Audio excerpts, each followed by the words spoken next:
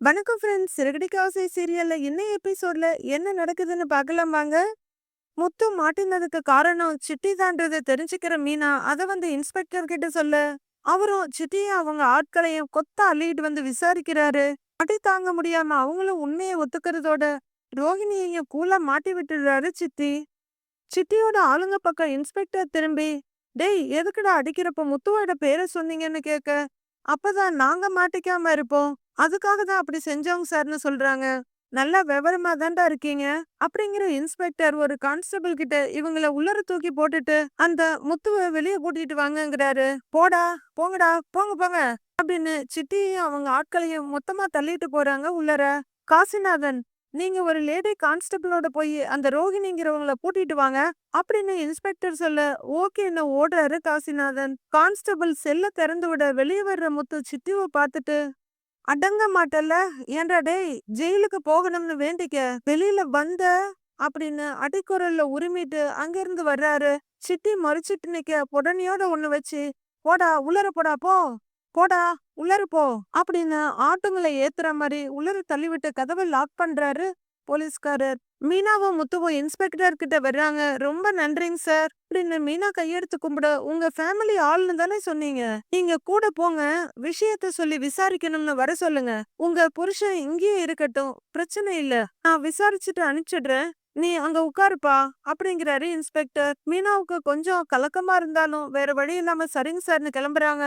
முத்துவும் மீனாவும் வெளியே வர, என்னங்க ரோஹிணி இந்த மாதிரி வேலையெல்லாம் பார்த்து வச்சிருக்காங்க, என்னால நம்பவே முடியல அப்படின்னு மீனா கேட்க, இது என்ன புதுசா மீனா, பார்லர் அம்மா தான் கேடியாச்சே, இவனை தெரிஞ்சு வச்சிருக்குதுன்னா அது பயங்கரமான கிரிமினலா தான் இருக்கும், அம்மா கிட்ட நல்ல பேர் வாங்குறதுக்காகவே இவனை தீபன் வீட்டுக்கு அனுப்பி வச்சிருக்கு அப்படின்னு முத்து சொல்ல, இப்ப நான் போலீஸோட வீட்டுக்கு போனா அங்க எதுவும் பிரச்சனை ஆயிடுமேங்கிறாங்க மீனா. அப்ப நான் இங்க ஜெயில உட்காந்துக்கவா அப்படின்னு முத்து கேட்க, ஏங்க கம்முன்னு இருங்க, அதெல்லாம் ஒண்ணும் வேண்டாம், எல்லார் முன்னாடி உங்களை அரெஸ்ட் பண்ணும் போது கூட எதுவும் சொல்லாம அமைதியா இருந்தாங்கல்ல, இதை விடக்கூடாதுங்க, நான் போய் கூட்டிக்கிட்டு வரேன் அப்படின்னு பெண் சிங்கமா மீனா கிளம்ப, அப்படின்னு தலையாட்டுறாரு முத்து.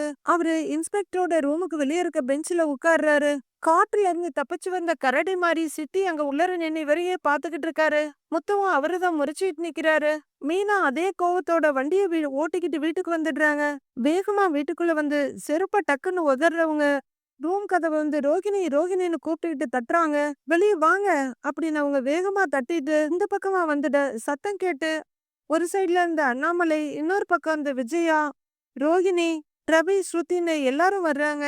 என்ன மீனா, ஏன் அப்படி கத்திக்கிட்டு இருக்கீங்கன்னு கூலா கேக்குறாங்க ரோகிணி. நீங்க இப்படி செய்வீங்கன்னு நான் கொஞ்சம் கூட எதிர்பார்க்கவே இல்லைங்க, எப்படிங்க இப்படி எல்லாம் பண்ண உங்களுக்கு மனசு வந்தது அப்படின்னு மீனா கத்திட்டு இருக்க, அங்க வர்ற மனோஜ் என்ன ஏதுன்னு பாத்துக்கிட்டு இருக்காரு.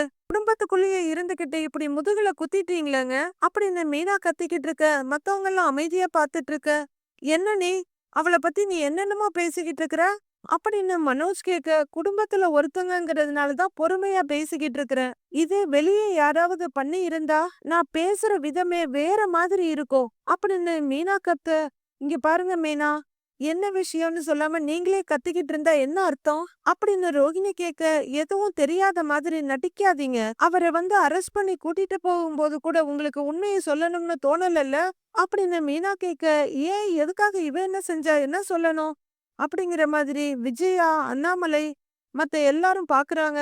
நீங்க எதை பத்தி பேசுறீங்க, எனக்கு ஒண்ணுமே புரியல அப்படின்னு ரோகிணி சொல்ல, மீனா ரைஸ் ஆயிட்டு இருக்காங்க.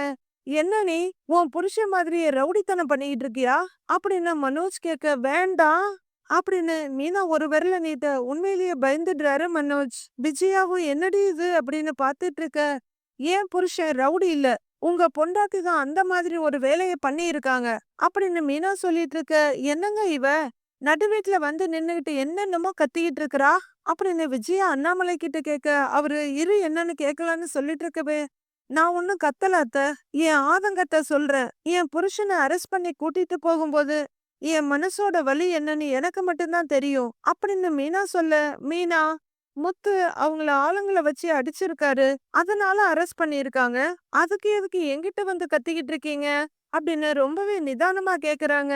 பச்சையா நடிக்காதீங்க, நீங்க செஞ்ச வேலையெல்லாம் தெரிஞ்சிருச்சு அப்படின்னு மீனா கத்த, ஏமா நீ இந்த அளவுக்கு கோவப்படுறவ இல்லையே. இப்படி பேசுறன்னா ஏதோ தப்பு நடந்திருக்குன்னு எனக்கு புரியுது. அப்படின்னு அண்ணாமலை சொல்ல, ஆமா மாமா. பெரிய தப்பு நடந்திருக்கு. அவர் மேல பழிய போட்டு அரெஸ்ட் பண்ண வச்சிருக்காங்க. உண்மையிலேயே அந்த ஆளுங்கள அனுப்பி அடிச்சது யார் தெரியுமா? அப்படின்னு மீனா கேட்க, யார் மீனா? அப்படின்னு ஸ்ருதி கேட்க, சிட்டி தான் அனுப்பியிருக்கான். அப்படின்னு மீனா சொல்ல ரோகிணிக்கு அல்லு விட்டுடுது. ஆனாலும் தைரியமா வெளியே காட்டிக்காம அவங்க நிக்கிறாங்க. வீட்ல இருக்க எல்லாருமே அதிர்ச்சியோட பாக்குறாங்க. சிட்டின்னா யார் அண்ணி? அந்த வட்டிக்கு விடுறவனா? ஒரு தடவை முத்துவ கூட குடிச்சிட்டு வண்டி ஓட்டுறான வீடியோ எடுத்து மாட்டி விட்டானே அப்படின்னு ரவி யோசனையா கேட்க, அந்த பொறுக்கிதான் அப்படின்னு மீனா சொல்ல, அவனா? அவன் ஏமா ஆள் வச்சு அடிச்சான்னு கேக்குறாரு அண்ணாமலை. இப்பவும் முத்துவ மாட்டி விடுறதுக்கு தான் இப்படி எல்லாம் பண்ணிருக்கானா அண்ணி அப்படின்னு ரவி கேட்க, அவன் வெறும் அடியாளா மட்டும்தான் இருந்திருக்கான் ரவி. அவனை ஏவி விட்டது ரோகிணி தான் அப்படின்னு மீனா ரோகிணிய கைய காட்ட, எல்லாரும் ரோகிணிய பாக்குறாங்க. மனோஜும் கொஞ்சம் பயத்தோட அப்படியே ஒய்ஃப பாக்குறாரு. ஆனா அந்த கேடி ரோகிணியும் இதுக்கும் எனக்கும் சம்பந்தமே இல்லைங்கிற மாதிரி முகத்தை திருப்பிட்டு நிக்கிறாங்க. சிட்டி கிட்ட சொல்லி அந்த தீபன் குடும்பத்தை அடிக்க சொன்னதே இந்த ரோகிணி தான் அப்படின்னு மீனா அழுத்தம் திருத்தமா சொல்ல, ரோகிணி மீனாவை முறைச்சுக்கிட்டு இருக்காங்க. என்ன, உன் புருஷனை காப்பாத்துறதுக்கு ரோகிணி மேல பழிய சொல்றியா அப்படின்னு மனோஜ் கிண்டலா கேட்க, யாரு பழி போடுறா? செய்யாத தப்புக்கு அவர் போலீஸ் ஸ்டேஷன்ல இருக்காரு. பழிய போட்டது ரோகிணி தான் அப்படின்னு மீனா கத்த, மீனா என்ன பேசிட்டு இருக்கீங்க? எனக்கு எதுவுமே தெரியாது அப்படின்னு ரோகிணி சொல்ல, வாய மூடுங்க. உங்களுக்கு வாழ்க்கையில உண்மையே பேச வராதா? அத்தை சொன்ன மாதிரி பொய்யிலேயே பிறந்து பொய்யிலேயே வாழ்றீங்க அப்படின்னு மீனா கத்த, மனோவுக்கு கோவம் வந்துருது. இந்த மாதிரி எல்லாம் பேசுறா உன்னைய அப்படின்னு அவரு கைய நீட்ட, அப்படிதான் பேசுவேன். என் புருஷனை போலீஸ் இழுத்துக்கிட்டு போறாங்க. நான் அழுதுகிட்டு கெஞ்சுறேன். மாமா அவ்வளவு கெஞ்சுறாரு. அப்ப கூட உண்மையை சொல்லாம கல்லு மாதிரி நின்னுகிட்டு இருக்கிற. இப்படி எல்லாம் பண்ண உனக்கு வெக்கமா இல்ல அப்படின்னு மீனா ஏகவசனத்துக்கு இறங்கிடுறாங்க. வேண்டாம் மீனா, தேவையில்லாம வார்த்தைய விடாதீங்க. ஆள வச்சு அடிக்கிறதெல்லாம் எனக்கு தெரியாது. அதெல்லாம் முத்துதான் பண்ணுவாருன்னு அப்பவும் இழுத்து பிடிச்சிட்டு பேசிட்டு இருக்காங்க ரோகிணி. வேணா, அவரை பத்தி பேசுறதுக்கு உனக்கு எந்த தகுதியுமே இல்ல. இப்படி ஒரு வேலையை செஞ்சது நீதான் அப்படின்னு மீனா சொல்ல, என்ன ட்விஸ்ட் பண்ணி விட பாக்குறியா? ரோஹிணி டீசென்டான பொண்ணு. இந்த மாதிரி சீப்பான வேலையெல்லாம் செய்யறதுக்கு அவளுக்கு தெரியாது. அம்மா பாருங்கம்மா இவள.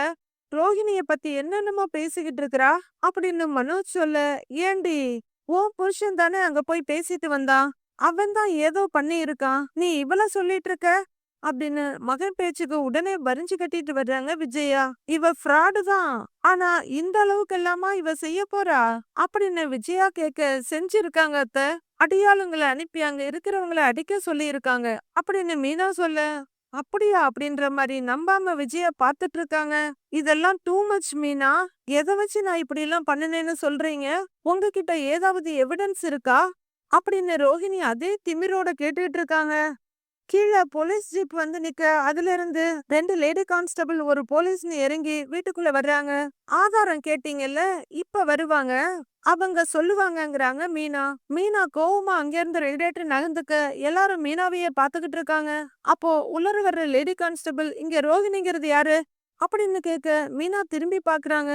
என்னங்க மேடம், என்ன விஷயம் அப்படின்னு அண்ணாமலை கேட்க, அவங்கள விசாரணைக்காக கூட்டிட்டு போக வந்திருக்கோம் அப்படின்னு அந்த கான்ஸ்டபிள் சொல்ல, ரோஹிணிக்கு லைட்டா பயம் வருது. அவங்க அப்படியே மீனாவை முறைச்சிட்டு நிக்கிறாங்க. மேடம், இவங்க என் ஒய்ஃபு தான். அவங்கள ஏன் நீங்க கூட்டிட்டு போகணும்னு சொல்றீங்க அப்படின்னு மனோஜ் கேட்க, தீபன் குடும்பத்தை ரோஹிணி தான் ஆளை வச்சு அடிச்சிருக்காங்க அப்படின்னு அந்த லேடி கான்ஸ்டபிள் சொல்ல, அப்படின்னு அவங்க சொன்னாங்களான்னு மீனாவை காட்டுறாரு மனோஜ். அவங்க பொய் சொல்றாங்க மேடம். அவங்க புருஷனை காப்பாத்துறதுக்காக ஏன் ஒய்ஃப் மேல பழிய போடுறாங்க அப்படின்னு மனோஜ் சொல்ல, அதெல்லாம் இல்லைங்க சார். சிட்டின்னு ஒருத்தன் தான் ஆளை வச்சு அடிச்சிருக்கான். அத தீபன் கன்ஃபார்ம் பண்ணிட்டான் அப்படின்னு அந்த லேடி கான்ஸ்டபிள் சொல்ல, ரோகிணிக்கு லைட்டா திக்குன்னு இருக்குது. இந்த சிட்டிய கூட்டிட்டு வந்து விசாரிச்சதுலதான் ரோகிணிங்கிறவங்க சொல்லிதான் ஆள் வச்சு அடிச்சேன்னு ஒத்துக்கிட்டான் அப்படின்னு சொல்ல, ரோஹிணி இப்ப நிஜமாவே அதிர்ந்து போறாங்க. அவங்க மெதுவா போலீஸ் பக்கமா திரும்ப, எல்லாருமே ரோஹிணிய கொஞ்சம் எரிச்சலும் பயமுமா பாக்குறாங்க. கிறிஷுக்கு என்ன சொல்றதுன்னே தெரியல. அவரு ஸ்ருதி ரவி பக்கத்துல நின்னுட்டு இருக்காரு. ரவிக்கு டென்ஷன் ஆயிடுது. அண்ணி, அப்ப நீங்க தான் ஆள் அனுப்புனீங்களா அப்படின்னு கேக்குறாரு. ரோஹிணி, என்ன நீங்க ஏதோ கேங்ஸ்டர் பாஸ் மாதிரி ஆளெல்லாம் அனுப்பி அடிச்சிருக்கீங்க அப்படின்னு ஸ்ருதி கேட்க, இல்ல ஸ்ருதி, நான் எதுவுமே பண்ணல அப்படின்னு ரோஹிணி சொல்ல, ஏய், நீ எதுவும் பண்ணாம போலீஸ் எப்படி வந்து சொல்லுவாங்க அப்படின்னு விஜயா கேட்க அமைதியா நிக்கிறாங்க ரோகிணி. அண்ணி, முதல்லயே போலீஸ் வந்து கேக்கும்போது நீங்க உண்மைய சொல்லாம சைலண்டா இருந்துட்டீங்க. உங்களால முத்துவ அரெஸ்ட் பண்ணிட்டு போயிருக்காங்க. நீங்க இப்படி செய்வீங்கன்னு நான் நினைச்சு கூட பாக்கல அப்படின்னு ரவி சொல்றாரு. ரோகிணி அழுத்தமா நின்னுகிட்டு இருக்க அண்ணாமலை அவங்க பக்கத்துல வந்து, என்ன இதெல்லாம் ஒரு குடும்பத்துல இருக்க பொண்ணு பண்ற வேலையா இது அப்படின்னு அவர் ரோகிணி கிட்ட கேட்டுட்டு இருக்க. அப்பா, ரோகிணி எதுவும் பண்ணியிருக்க மாட்டாப்பா. முத்துவும் மீனாவும் தான் ஏதோ பிளான் பண்றாங்கப்பா அப்படின்னு மனோஜ் சொல்ல, அண்ணாமலை மனோஜ முறைக்கிறாரு. அந்த வேலையெல்லாம் எங்களுக்கு தெரியாது. இப்படி பொய் சொல்றது, ஆளை வச்சு அடிக்கிறதெல்லாம் உங்க பொண்டாட்டிக்கு தான் தெரியும் அப்படின்னு மீனா சொல்ல, அந்த நிலையிலயும் மீனாவை முறைக்கிறாங்க ரோஹிணி. ரோஹிணி, ஒழுங்கா உள்ளத சொல்லு. நீதான் ஆளை அனுப்புனியா அப்படின்னு அண்ணாமலை கேட்க, இல்ல அங்கிள், நான் அந்த சித்திய யாரையும் அடிக்கலாம் சொல்லல அப்படின்னு ரோகிணி சொல்ல, அடிக்க சொல்லலன்னா அப்ப அந்த சித்தி கிட்ட நீங்க போய் பேசுனீங்களா அப்படின்னு ரவி கேட்க, ரவி அது வந்து அப்படின்னு ரோகிணி மென்னு முழுங்கிக்கிட்டு இருக்க. ஏய், உண்மைய சொல்லுடின்னு மிரட்டுறாங்க விஜயா. ஆண்டி, நான் காம்ப்ரமைஸ் பண்றதுக்காக ஜஸ்ட் அந்த வீட்டுக்கு போய் பேசதான் சொன்னேன். ஆனா நான் யாரையுமே அடிக்கலாம் சொல்லவே இல்ல அப்படின்னு ரோகிணி சொல்ல, அதிர்ந்து போய் பாக்குறாரு மனோஜ். அப்ப நீ அந்த சித்தி கிட்ட போய் பேசுனியா அப்படின்னு மனோஜ் கேட்க, நான் அடிக்கலாம் சொல்லல மனோஜ் அப்படின்னு ரோஹிணி அப்பவுமே நான் தான் சரிங்கிற மாதிரி பேசிக்கிட்டு இருக்காங்க. ஒரு ரவுடி பையன்கிட்ட நீ பேசி இருக்கிற, முதல்ல எதுக்கு நம்ம குடும்ப விஷயத்த அவங்கிட்ட சொன்ன? கேக்குற நல்ல பதில சொல்லு. நீ பண்ண வேலையால முத்துவ போலீஸ் ஸ்டேஷனுக்கு கூட்டிட்டு போய் உள்ளர வச்சிருக்காங்க. என்ன வேலை இதெல்லாம்னு பயங்கர டென்ஷன் ஆகி கத்துறாரு அண்ணாமலை. ஏண்டி, உன்கிட்ட பொய் சொல்றது, திருட்டு வேலை இதெல்லாம் தான் இருக்கும்னு நினைச்சேன். நீ கட்ட பஞ்சாயத்து பண்ற வேலையெல்லாம் ஆரம்பிச்சிட்டியா அப்படின்னு விஜயா கேட்க, ஆண்டி, சத்தியமா நான் யாரையும் அடிக்கலாம் சொல்லல ஆண்டி அப்படின்னு ரோகிணி சொல்ல, சரி ரோகிணி, நீங்க அடிக்க சொல்லலன்னே வச்சுக்குவோம். ஆனா நீங்க ஒரு ரவுடி கிட்ட பேசிக்கிட்டு இருந்திருக்கிறீங்க, அதை ஏன் முன்னாடியே சொல்லல அப்படின்னு ஸ்ருதி கேட்க, ரோகிணியால பதில் சொல்ல முடியல. அவங்க அப்படியே அழுத்தமா அமைதியா நின்னுட்டு இருக்க. அது எப்படி ஸ்ருதி, அவங்க சொல்வாங்க, உண்மைய சொன்னா அவங்க மாட்டிக்குவாங்கல்ல, அதான் ஏன் புருஷனை மாட்டி விட்டுருக்காங்க அப்படின்னு மீனா சொல்ல, ரோகிணி திமிரா மீனாவை முறைச்சிட்டு நிக்கிறாங்க. மீனா பேசி இருந்திருக்க கூடாது, பலார்னு ஒரு அறை விட்டு இருந்திருக்கணும் ரோகிணிய. ஆனா போலீஸ் சொல்லும் போது அங்க அடிக்க போன ஆளுங்க முத்து பேரை சொல்லியிருக்காங்க அப்படின்னு ரவி கேட்க, ஏன் ரோகிணி, இப்போ முத்து பேரை சொல்லி அடிங்கன்னு நீங்க தான் சொன்னீங்களா அப்படின்னு ஸ்ருதி கேட்க, ஸ்ருதி, நான் யாரையும் அடிக்கலாம் சொல்லவே இல்ல. நான் அவங்க கிட்ட பேசி சமாதானம் பண்ணதா சொன்னேன் அப்படின்னு ரோகிணி அவங்க பாயிண்ட்லயே நிக்க, அதுக்கு வேற ஆள் கிடைக்கலையா அண்ணி? அந்த சித்திக்கு ஏற்கனவே முத்து கூட பிரச்சனை இருக்கு. இந்த சான்ஸை யூஸ் பண்ணி அவன் முத்து மேல பழிய போட்டிருக்கிறான் அப்படின்னு ரவி சொல்ல, இப்பவும் மீனா தான் தப்புங்கிற மாதிரி மீனாவையே முறைச்சிட்டு இருக்காங்க ரோகிணி. ரோகிணி, நீ இந்த வீட்ல பல தப்பு பண்ணி இருக்கிற, அத எல்லாத்தையுமே நாங்க மன்னிச்சிருக்கிறோம். போன தடவையே இந்த வீட்ல இனிமே எந்த தப்பும் பண்ண மாட்டேன்னு கற்பூரத்தை அடிச்சு சத்தியம் பண்ணி இருக்கிற, இதுதான் சத்தியத்தை காப்பாத்துற லட்சணமா அப்படின்னு அண்ணாமலை கேட்க, கொஞ்சம் கூட வெக்கமே இல்லாம, அங்கிள், ஆன்ட்டிக்கு எதுவும் பிரச்சனை வரக்கூடாதுன்னு தானே உடனே உள்ளர விஜயாவை இழுத்து போடுறாங்க ரோஹிணி. ஏய், இதுல ஏண்டி என்னைய இழுக்கிற? கண்ட ரவுடி கிட்ட எல்லாம் போய் பேசிட்டு வர்றதுக்கு என்னைய காரணம் சொல்லாத.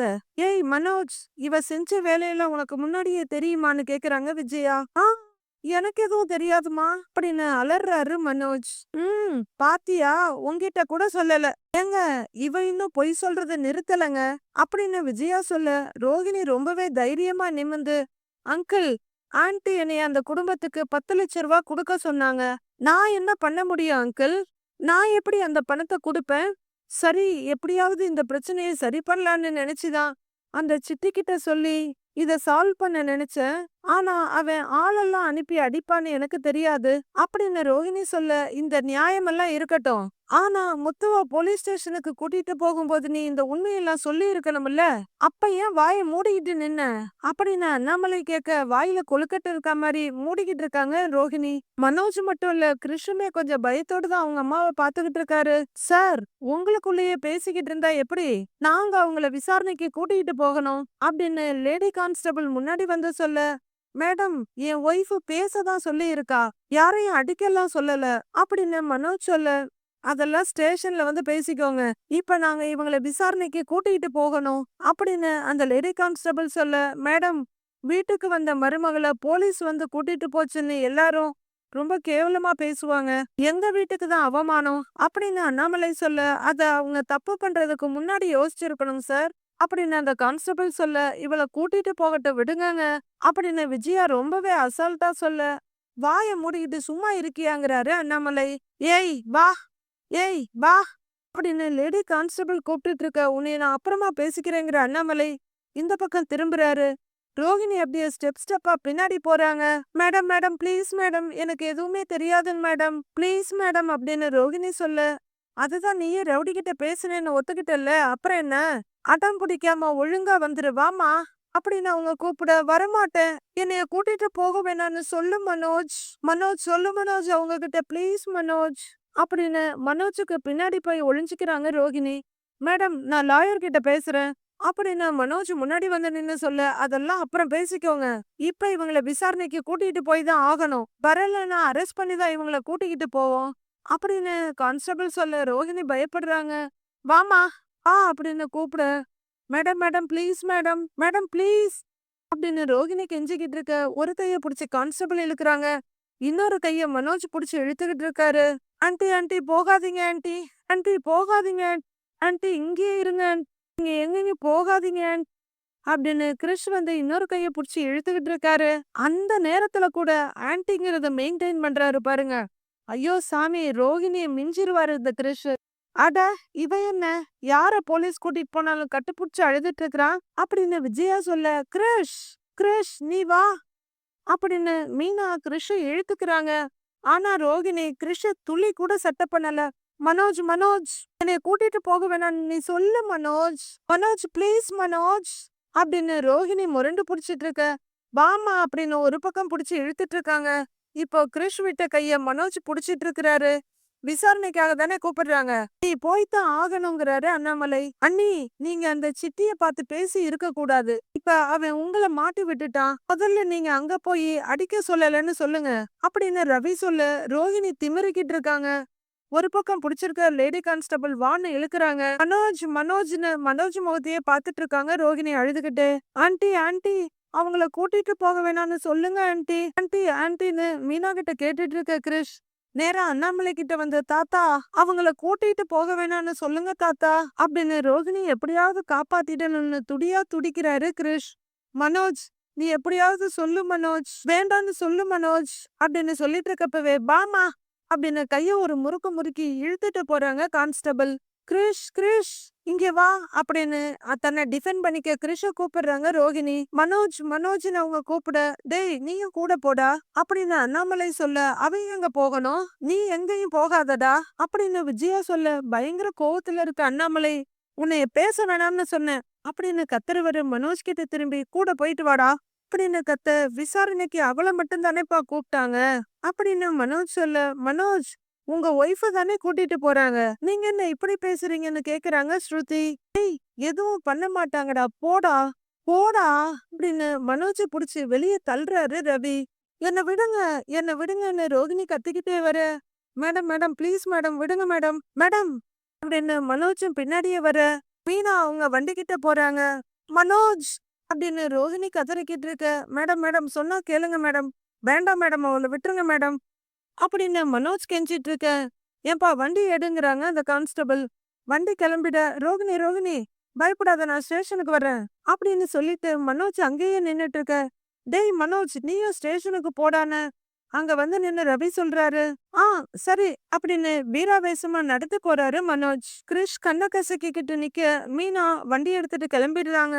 ஸ்டேஷனுக்கு ரோஹிணிய கூட்டிட்டு வர, ராஸ்கல் இப்படி போட்டு கொடுத்துட்டியேடா அப்படின்னு சிட்டிய பார்த்து முறைக்கிறாங்க ரோஹிணி. உள்ளர போற காசிநாதன், சார் ரோஹிணிங்கிறவங்கள கூட்டிட்டு வந்தாச்சுங்க சார் அப்படின்னு சொல்ல, இன்ஸ்பெக்டர் வெளியே வர்றாரு. இன்ஸ்பெக்டர் அங்க இருக்க டேபிள்ல ஒத்த காலோட அப்படியே உட்கார்ந்துகிட்டு, பெரிய கேங் லீடரா நீ அப்படின்னு கேட்க, சார் அப்படியெல்லாம் ஒண்ணும் இல்லைங்க சாருங்கிறாங்க ரோஹிணி.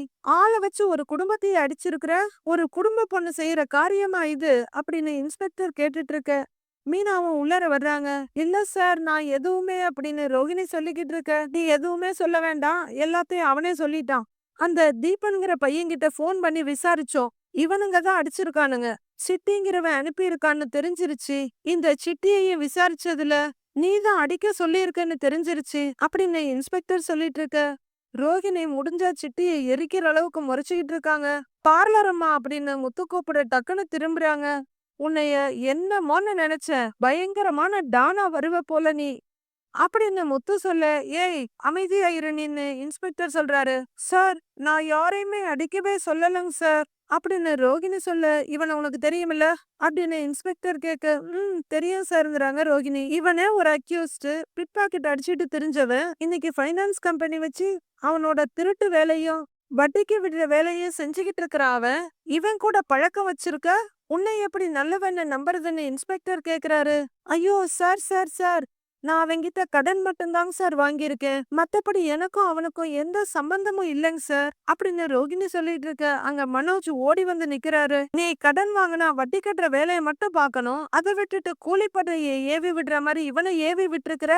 அந்த குடும்பத்துல ஒருத்தன் சீரியஸா இருக்கான் அப்படின்னு இன்ஸ்பெக்டர் சொல்ல, இன்னும் கொஞ்சம் பக்கமா போய், சார், நான் யாரையும் அடிக்கலாம் சொல்லலங்க சார். அந்த ஃபேமிலியில இருக்கவங்க என் மாமியார் கிட்ட பணத்தை கேட்டு மிரட்டினாங்க. அதனாலதான் நான் இவர்கிட்ட அந்த ஃபேமிலி கிட்ட போய் காம்ப்ரமைஸ் பேச சொல்லி சொன்னேங்க சார். நான் அடிக்கலாம் சொல்லவே இல்லைங்க சார் அப்படின்னு ரோகிணி சொல்ல, ஆமாங்க சார், அப்படி யாரையும் அவ அடிக்க சொல்றவ இல்லைங்க சார் அப்படின்னு மனோஜ் சொல்ல, நீ யாரியா அப்படின்னு இன்ஸ்பெக்டர் கேட்க, நான் ரோகிணியோட ஹஸ்பண்ட் சார்னு மனோஜ் அவங்க பக்கத்துல வந்து நிக்கிறாரு. ஹஸ்பண்டா? அப்ப நீ இவங்க கூட சேர்ந்து பண்ணனியா அப்படின்னு அவரு கேட்க, அவ்வளவுதான் மனோஜ். ஐயோ இல்லைங்க சார், நான் ஒரு பிசினஸ் மேன் சார் அப்படின்னு மனோஜ் சொல்ல, என்ன பிசினஸ் பண்றேன்னு கேக்குறாரு இன்ஸ்பெக்டர். பாத்திர கடை வச்சிருக்காங்க சார்னு முத்து பட்டுன்னு சொல்லிட. ஏய் சும்மா இருடான்னு முத்துவ மிரட்டுறவரு. சார், நான் ஹோம் அப்ளையன்சஸ் ஷோரூம் வச்சிருக்கேங்க சார். நாங்கெல்லாம் யாரையும் அடிக்க சொல்லவே மாட்டோம் சார். ஆக்சுவலி எங்களுக்கு வயலன்ஸே பிடிக்காதுங்க சார் அப்படின்னு மனோஜ் சீரியஸா சொல்லிட்டு இருக்க. சார், அவனுக்கு இதெல்லாம் வராதுங்க சார், பயந்தாங்கொல்லி அப்படின்னு முத்து விளையாட்டா சொல்ல, உன்னை அமைதியா இருக்க சொன்னேங்கிறாரு இன்ஸ்பெக்டர். சாக்லேட்டை காட்டி மறைச்ச குழந்தையோட முகம் மாதிரி ஆயிடுது முத்துவோட முகம். போய் பின்னாடி அப்படின்னு சொல்ல, முத்து பின்னாடி போறாரு. ஏங்கன்னு மீனாவும் கூப்பிடுறாங்க. சார், நான் எதுவும் பண்ணலங்க சார், ரோஹிணி தான் என்கிட்ட கூட சொல்லாம இந்த மாதிரி பண்ணிட்டாங்க சார். சார், ஆக்சுவலி நான் வெல் எஜுகேட்டட் பர்சன் சார். நான் எவ்வளவு டிகிரி முடிச்சிருக்கேன்னு நீங்களே பாருங்க அப்படின்னு காமெடி மனோஜ் தன்னோட விசிட்டிங் கார்டு எடுத்துட்டு இருக்காரு. ரோகிணிக்கு சேன்னு இருக்குது. இங்க வந்து இவன் பீத்தர் வேலையை தான் பாக்குறான். நமக்கு ஏதாவது ஆதரவா பேசுவான்னு பார்த்தா நம்மள மாட்டி விட்டதும் மட்டும் இல்லாம உருப்படாத வேலையை பார்த்துட்டு இருக்கான்னு ரோஹிணி மனோஜ முறைச்சிக்கிட்டு இருக்காங்க. மனோஜ் அவரோட விசிட்டிங் கார்டு எடுத்து நீட்ட இன்ஸ்பெக்டர் அதை கையில வாங்கி பாக்குறாரு. மனோஜ் ரொம்ப பெருமையா பார்த்துட்டு இருக்காரு. அதை பார்த்து முடிச்சிட்டு நிமிர்ற இன்ஸ்பெக்டர், ஏன் எஜுகேட்டட் பர்சன் தப்பு பண்ண மாட்டாங்களா? இப்ப எல்லாம் ஒயிட் காலர் கிரைம் பண்றவங்க தான் அதிகம். எல்லாம் படிச்சவன் உன்ன மாதிரி பிசினஸ் பண்றவன் தான் அதிகம் அப்படின்னு இன்ஸ்பெக்டர் சொல்ல, மனோஜோட முகமே விழுந்துருது. சார், நான் அப்படிலாம் பண்றவே இல்லைங்க சார், என் மேல ஒரு கிரைம் வந்ததில்ல அப்படின்னு மனோஜ் சொல்ல, ஏமா குடும்ப பிரச்சனைனா அதை பேசி தீக்கணும், பணம் கேட்டு மிரட்டினா போலீஸ் ஸ்டேஷன்ல கம்ப்ளைண்ட் கொடுத்துருக்கணும். நாங்கெல்லாம் எதுக்கு இருக்கிறோம்? அதை விட்டுட்டு ரவுடிங்களை அனுப்பி விட்டுருக்கிற. இதுக்கு முன்னாடி இந்த மாதிரி எத்தனை கிரிமினல் வேலையை பார்த்திருக்கேன்னு கேக்குறாரு இன்ஸ்பெக்டர். ஐயோ சார், அந்த மாதிரிலாம் இல்லைங்க சார், நான் பார்லர்ல தான் ஒர்க் பண்றேன். பிரைடல் மேக்கப் பண்ற ஆர்டர்லாம் எடுத்து பண்ணிக்கிட்டு இருக்கேன். அதனால எனக்கு நிறைய பேரோட கான்டாக்ட்ஸ் தெரியும் சார். அப்படிதான் எனக்கு இந்த சிட்டியையுமே தெரியும் அப்படின்னு ரோஹிணி சொல்ல, ஏன் இவனுக்கு மேக்கப் போட்டு விட்டியா நீன்னு நம்ம மனசுல இருக்க கேள்வியை இன்ஸ்பெக்டர் கேட்டுடுறாரு. ரோஹிணி திருத்திருன்னு முழிக்க, ஆமாங்க சார், கொண்டு போட்டு விட சொல்லுங்க, முடி நிறைய வச்சிருக்கான் பாருங்க அப்படின்னு முத்து சொல்ல, முத்துவ முறைக்கிறாரு இன்ஸ்பெக்டர். ஏங்க என்னங்க, கொஞ்சம் அமைதியாயிருங்க, நான் அடிக்குறையில மிரட்டுறாங்க மீனா. சார், என் வேலைக்காக அவங்கிட்ட கடன் வாங்கியிருக்கேன், அவ்வளவுதாங்க சார் அப்படின்னு ரோஹிணி சொல்ல, அதுக்காக இந்த வேலைக்கு நான் அவனை யூஸ் பண்ணிக்குவியா? உன்னால தப்பு செய்யாத ஆளை உள்ளர வச்சிருப்போம். அந்த பொண்ணு பாவம் புருஷனை காப்பாத்துறதுக்குன்னு இங்க அங்கன்னு ஓடிக்கிட்டு இருக்கு அப்படின்னு இன்ஸ்பெக்டர் சொல்ல, ரோஹிணி மீனாவை பார்த்து முறைக்கிறாங்க. இதெல்லாம் உன் வேலை தானான்னு மீனாவும் சலிக்காம முறைச்சிக்கிட்டு இருக்காங்க. ஒரு குடும்பத்தையே போட்டு அடிக்க சொல்லி இருக்கிற, என்ன பொண்ணுமா நீன்னு கேக்குறாரு இன்ஸ்பெக்டர். ஐயோ சார், நிஜமாவே சொல்றேங்க சார், நான் காம்ப்ரமைஸ் பண்ணி வைக்க சொல்லிதாங்க சார் இந்த சிட்டி கிட்ட கேட்டேன். இவன் இப்படி பண்ணுவான்னு நான் நினைக்கவே இல்லைங்க சார்ங்கிறாங்க ரோஹிணி. எப்படி அவங்கள அனுப்பி விட்டது நீதானே? தப்பு பண்றவங்கள விட தூண்டி விட்டவங்க தான் மொத அக்யூஸ்ட். உன்னையும் தூக்கி உள்ளர வைக்கணும் அப்படின்னு இன்ஸ்பெக்டர் சொல்ல ரோஹிணி கண்ணுல பயம் தெரியுது. ஹாஸ்பிட்டல்ல இருக்கிற ஆளுக்கு ஏதாவது ஆச்சு மர்டர் கேஸா மாறும், நீதான் ஜெயிலுக்கு போகணும்னு மிரட்டுறாரு இன்ஸ்பெக்டர். ரோஹிணி பயத்தோட மனோஜ பாக்க ஐயோன்னு அதை விட பயத்தோட பாக்குறாரு மனோஜ். இந்த ஐயா ஏட்டு எஃப்ஐஆர்ல இந்த பொண்ணு பேரையும் சேர்த்து எழுது அப்படின்னு இன்ஸ்பெக்டர் சொல்ல, ஐயோ சார் சார் ப்ளீஸ் சார், வேணாங்க சார் ப்ளீஸ் சார், எனக்கு ஒன்னும் தெரியாதுங்க சார்னு கையெடுத்து கும்பிட்டு கெஞ்சிட்டு இருக்காங்க ரோஹிணி. சார் சார் என்னோட ஒய்ஃபுக்கு ஒன்னும் தெரியாதுங்க சார், விட்டுடுங்க சார் அவளை அப்படின்னு மனோஜ் சப்போர்ட்டுக்கு வர, யோ சும்மா இருயா, அப்புறம் ஓ மேலேயும் கேஸ் எழுத சொல்ல போறேன் அப்படின்னு இன்ஸ்பெக்டர் சொல்ல, sir sir please sir, case எல்லாம் போட்டீங்கன்னா எங்களுக்கு ரொம்ப அவமானமா போயிடுங்க சார், எங்க பிசினஸையும் பாதிக்குங்க சார் அப்படின்னு மனோஜ் சொல்லிட்டு இருக்க ரோஹிணி அதிர்ந்து போய் மனோஜ பாக்குறாங்க. பாத்தியா மீனா, இப்ப கூட பிசினஸ் போயிடுன்னு தான் பயப்படுறான் பாரு அப்படின்னு முத்து சொல்லிட்டு இருக்காரு. அதெல்லாம் கிரைம் பண்றதுக்கு முன்னாடி யோசிச்சிருக்கணும். உன் பொண்டாட்டி ஒரு குடும்பத்தையே ஆள் வச்சு அடிச்சிருக்கிறா, இப்படியெல்லாம் செய்யக்கூடாதுன்னு அட்வைஸ் பண்ணக்கூடாதா அப்படின்னு இன்ஸ்பெக்டர் மனோஜ் கிட்ட கேக்குறாரு. சார் எனக்கு முன்னாடியே தெரிஞ்சிருந்தா எப்படியாவது தடுத்திருப்பேங்க சார் அப்படிங்கிற மனோஜ் ரோகிணிய பார்த்துட்டு, அவ யாரையும் அடிக்க சொல்லலையேங்க சார் அப்படின்னு மனோஜ் கேக்குறாரு. உன் ஒய்ஃப் சொல்லிதான் அடிச்சோன்னு அவங்க வாக்குமூலம் கொடுத்துட்டாங்க, எஃப்ஐஆர் போட்டுதான் ஆகணும், நடராஜன் எழுதுங்க அப்படின்னு இன்ஸ்பெக்டர் சொல்ல, ஓகேங்க சார்ங்கிறாரு ஏட்டு. உடனே ரெண்டு பேரும் sir sir sir sir please sir அப்படின்னு ஆரம்பிக்க, சார் ப்ளீஸ் சார் நான் உங்களை கெஞ்சி கேட்டுக்கிறேங்க சார், ப்ளீஸ் சார் வேணாங்க சார், சார் ப்ளீஸ் சார் அப்படிலாம் சொல்லாதீங்க சார், வேணாங்க சார், விட்டுடுங்க சார் ப்ளீஸ் சார் அப்படின்னு ரோஹிணி ரொம்பவே கேவலமா கெஞ்சிட்டு நிக்கிறாங்க. நான் வேணும்னெல்லாம் பண்ணலங்க சார், அவனை பத்தி தெரியாம தான் அவன்கிட்ட ஹெல்ப் கேட்டேன், ப்ளீஸ் சார் என்ன விட்டுடுங்க சார், ப்ளீஸ் சார் விட்டுடுங்க அப்படின்னு ரோஹிணி கெஞ்சிக்கிட்டு இருக்க. ஏங்க ரோஹிணிய பார்த்தா பாவமா இருக்குங்க அப்படின்னு மீனா சொல்ல, மீனா எவ்வளவு பெரிய வேலையை பார்த்திருக்குது, அதுக்கு போய் நீ பாவம் பார்த்துக்கிட்டு இருக்கிற, என்ன அரெஸ்ட் பண்ணும்போது சைலண்டா தானே இருந்தது அப்படின்னு முத்து கேக்க, அதெல்லாம் தப்புதாங்க, இப்ப அவங்கள அரெஸ்ட் பண்ணிட்டா நம்ம குடும்பத்துக்கு தானே அவமானம் ஆகும், மாமா மனசும் கஷ்டப்படும், அவரு எப்படிங்க இதை தாங்கிப்பாருன்னு மீனா கேட்டுட்டு இருக்காங்க. அப்பான்ற பிட்ட போட்டதும் முத்துவும் யோசிக்க ஆரம்பிக்கிறாரு. கொஞ்சம் கூட மறுபடியும் அறிவில்லாம முத்துவும் அவரோட முட்டாள் மனைவி மீனாவும் அடுத்த சிக்கல்ல மாட்ட போறாங்க. நாளைய ப்ரோமோல முத்து ஒரு போஸ்டர் முன்னாடி நின்னு பாத்துக்கிட்டு இருக்காரு. அதுல பசிப்பினி போக்கும் தர்மத்தின் தாய் அன்னதான அன்னை விஜயா அறக்கட்டளை சார்பாக மாபெரும் அன்னதான விழா, அனைவரும் வருக வருகன்ற போஸ்டர் இருக்கு. அப்போ அங்க நடக்க முடியாம தள்ளாடிட்டு வர ஒரு பெரியவரை கூட்டிட்டு முத்து வந்து அந்த கோவில் வளாகத்துல இருக்க சேர்ல உட்கார வைக்கிறாரு. அங்க எல்லாரும் இலை போட்டு சாப்பிட்டுட்டு இருக்காங்க. அவர் பக்கத்துல ஒரு சேர் இருக்கு, முத்துவும் அதை இழுத்து போட்டு உட்கார்றாரு. விஜயா பரிமாறிக்கிட்டு இருக்க, பார்வதி வீடியோ எடுத்துட்டு இருக்காங்க. விஜயா அப்படியே புன்னகை மண்ணியா எல்லாருக்கும் சாப்பாடு வச்சுட்டு வந்துட்டு கடைசி இலையில சாப்பாடு வச்சுட்டு நிமிந்து பார்க்க முத்து உட்கார்ந்து இருக்காரு. அவரை பார்த்து அவங்க முகம் கொஞ்சம் கொஞ்சமா மாறி சோம்பி போகுது. அப்போ முத்து சிரிப்போட, உங்க கையால சாப்பிட்டு எத்தனை நாள் ஆகுதுன்னு தெரியல, இல்ல ஒருவேளை சாப்பிட்டுருக்கலான்னு கூட தெரியல, சின்ன வயசுலயே பாட்டி வீட்டுக்கு அனுப்பிட்டீங்க, ரொம்ப நாள் ஆசைமா உங்க கையால சாப்பிடணும்னு, வீட்டுல நடக்க போறது இல்ல, இங்கேயாவது நடக்கட்டுமே வைங்கம்மா அப்படின்னு முத்து கேட்க, விஜயா கரண்டில எடுத்த சாப்பாட்டை அப்படியே வைக்கிறாங்க முத்துவோட இலையில. முத்து வேக வேகமா சாப்பிட அவருக்கு படார்னு பொறையேறிடுது. டொப் டொப்னு அவர் இருமிட்டு இருக்க விஜயா பதறி போய் அவர் தலையில தட்டுறதுக்காக கைய நீட்டுறாங்க. முத்து ரொம்ப ஆர்வமா ஆசையுமா நிமிர்ந்து பார்க்க விஜயாவோட கை அப்படியே அவர் தலைக்கு மேல அந்தரத்துல நிக்குது. மீதி என்ன நடக்குதுன்னு மண்டே பார்க்கலாம் friends. Have a happy weekend. Thank you.